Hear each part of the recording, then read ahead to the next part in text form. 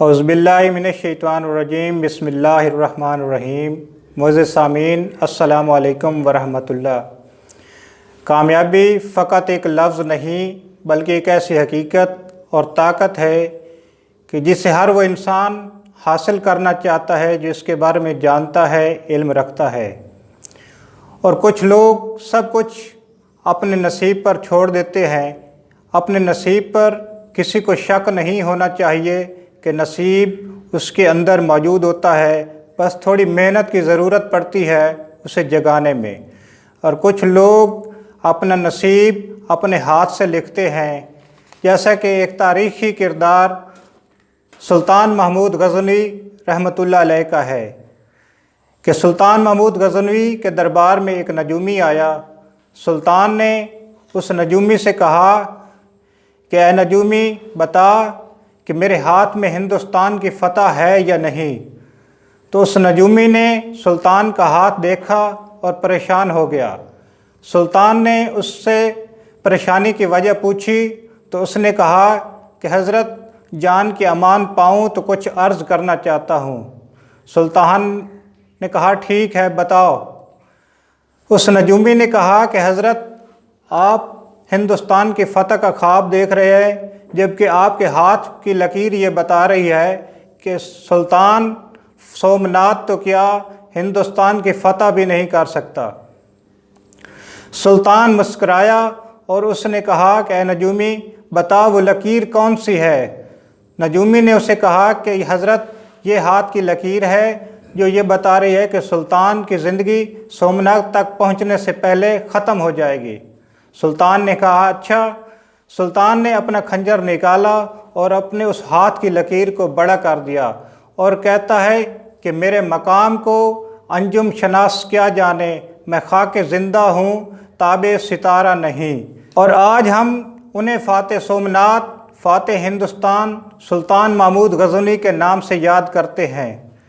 ऐसी कामयाबी के लिए एक ख़ास जद्दोजहद की ज़रूरत होती है जो सबसे पहले अपने वजूद से शुरू करनी पड़ती है कि लहो बितू कलम बितू तेरा वजूद अल किताब। और ये जद्दोजहद इंसान के सिर्फ़ और सिर्फ पहले कदम में छुपी है, जिसे हम आज ढूंढने की कोशिश करेंगे। इसलिए इस मौजू का नाम भी हमने कामयाब ज़िंदगी के लिए पहला कदम रखा है, the first step to a successful life. ये गुफ्तगू आप हजरात के सामने एक मुकालमे की सूरत में पेश करेंगे ताकि आप लोगों को बात समझने में आसानी हो। ये मुकालमा बंदे और उसकी फ़िक्र के दरमियान शुरू होता है। बंदा एक दिन अपने रोज़मर्रा काम से फ़ारिग होकर एक पुरसकून जगह में बैठा बैठा यह सोचने लगा कि मैं जो ये ज़िंदगी गुजार रहा हूँ इसकी कोई ज़मानत है कि ये कामयाब ज़िंदगी तसव्वुर की जाए। बस इसी ख्याल में था ही कि उसके दिल पर दस्तक हुई। बंदा परेशानी के आलम में पूछता है कि कौन है। आगे से जवाब आया, फ़िक्र हूँ, यानी थाट। बंदा पूछता है कि मैंने तो तुझे नहीं बुलाया। फ़िक्र ने कहा, मेरे अज़ीज़, मैं बाहर से नहीं आई हूँ और ना ही मैं अपनी मर्ज़ी से आई हूँ। बंदा हैरान होकर कहता है, तो फिर तू आई कहाँ से है और तू मुझसे चाहती क्या है। फ़िक्र, मेरे अज़ीज़, मैं तो तेरे वजूद के उस बंद कमरे से आई हूँ जिसका ताला तुमने अभी अभी खोला है। मेरे अज़ीज़, आपने मुझे याद किया और मैं हाज़िर हो गई। बंदा, इस तशरीफ़ आवरी का कोई मकसद तो होगा। फ़िक्र, आने का मकसद तो बहुत बड़ा है अगर समझो तो। फ़िक्र, मेरे अज़ीज़, आपने ज़िंदगी की कामयाबी की ज़मानत मांगी है और इस वास्ते मैं आपके लिए कुछ करना चाहती हूँ। बंदा, क्या करना चाहती है मेरे लिए। फ़िक्र, मेरे अज़ीज़, सब्र कर कि सब्र का फल मीठा होता है। फ़िक्र, मेरे अज़ीज़, तेरी परेशानी का हल मर्द कलंदर की बारगाह से लेते हैं। हज़रत, कुछ रहनुमाई फरमाइए।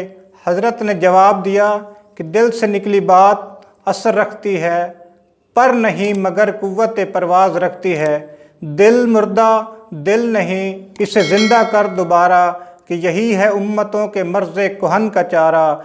अज़ीज़ दोस्तों, फ़िक्र की ताकत اور اس کی اہمیت کے بارے میں سلطان العارفین حضرت سخی سلطان بہو صاحب رحمۃ اللہ علیہ اپنے پنجابی کلام میں فرماتے ہیں، ذکر کلوں کر فکر ہمیشہ از لفظ تکھا تلواروں ہو، کڈنا ہی تے جان جلاون فکر کرن اسراروں ہو، فکر دا پھٹیا کوئی نہ جیوے پٹے مڑ چا پہاڑوں ہو، حق دا کلمہ آکھی حضرت باہو جند رکھے فکر دی ماروں ہو۔ اس مقام پر فکر بندے کو پہلے قدم کے طور پر مبارکباد دیتی ہے اور کہتی ہے کہ میرے عزیز جانتے ہو پہلا قدم کیا تھا؟ فرسٹ سٹیپ، وہ پہلا قدم گوش تنہائی میں بیٹھ کر کامیابی مانگنے کی وہ نیت کرنا تھا کہ فرمان حضور ہے کہ عملوں کا دار و مدار نیتوں پر ہوتا ہے۔ دوسرا قدم فکر ہے جسے آپ نے اپنے ہی وجود سے باہر نکالا۔ یہ فکر ہی تھی جس نے بندے کی کامیابی کے دروازے کھولے، جس کا وہ طلبگار تھا۔ اب یہ بندے پر منحصر ہے کہ وہ اپنی فکر کو کس مقصد کے لیے استعمال کرنا چاہتا ہے۔ یہ آپ پر منحصر ہے کہ عقل اور شعور اللہ تبارک و تعالیٰ نے ہر بندے کو دیا ہے۔ فکر بندے سے کہتی ہے آج سے تمہیں ایک نئی روشنی مل گئی ہے، کیا اس روشنی سے کسی اور کا بھلا کرو گے؟ بندہ حیران ہو کر بھلا اور وہ بھی کسی اور کے ساتھ، اس نفسا نفسی کے دور میں کون کسی کے ساتھ بھلا کرے گا؟ بندے کو پہلے اپنے وجود، اپنی ذات کے ساتھ بھلا کرنا ہوگا کہ تپتے صحرا کا مسافر کسی گھنے سایہ دار درخت کی جانب جائے گا، نہ کہ ایک بنجر اور جاڑ درخت کی طرف۔ یہ دنیا ایک تپتے صحرا کی مانند ہے اور انسان اس صحرا کا مسافر۔ بس انسان کو چاہیے کہ اس تپتے صحرا میں سفر شروع کرنے سے پہلے ایک رفیق تلاش کرے کہ فرمان حضور ہے، الرفیق و ثمت طریق، پہلے رفیق تلاش کرو پھر سفر اختیار کرو۔ بس یہی سفر بندے کی کامیابی کی ضمانت ہے۔ اس گفتگو کا اختتام میں حضرت علامہ کے شعر سے کرنا چاہوں گا کہ جو اس ساری گفتگو کا لب لباب ہے، وہ فریب خوردہ شاہی جو پلا ہو کرگسوں میں، اسے کیا خبر کہ کیا ہے راہ و رسم شاہ بازی۔ اس شعر کی تشریح ہم انشاءاللہ تعالی اپنے اگلے پروگرام میں کریں گے۔ اپنا اور اپنے پیارے دوستوں اور خاص کر اپنے وطن کا خیال کیجئے اور آپ کی قیمتی رائے کا انشاءاللہ تعالی انتظار رہے گا۔ سلام پاکستان۔